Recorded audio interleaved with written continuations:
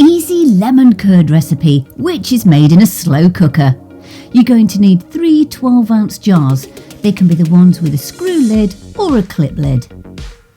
Then you're going to need 120 grams of butter, and you need to melt that in a saucepan. Then add 450 grams of caster sugar, along with the zest and juice of 4 lemons. If you're interested in the zester, an affiliate link is in the description. Then pour the lemon juice in. Stir on the heat until the caster sugar has all dissolved. Remove from the heat and place into a bowl. You need to let it cool down, or you're going to end up with lemony scrambled egg. Take 4 large eggs and beat them. Then add it to the cooled mixture of lemon and whisk through so that it's all combined. Double foil over. This stops any water getting in.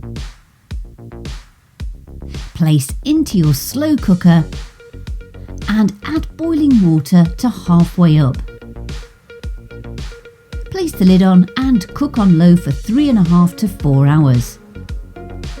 Once it's cooked through, you need to then decant it into jars. Now, how long does lemon curd keep? It keeps in the fridge for around about 3 weeks. And does lemon curd thicken in the fridge? Yes, it does. So don't worry if it's slightly loose after cooking, because it should firm up.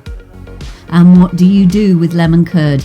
You can do so much, from tarts to having it on toast to my lemon drizzle cake. And this week I'm going to be doing a recipe for lemon cupcakes. So subscribe so that you are not left out. The full recipe that you can print out and get more great ideas from is on the website, and you can watch the video again.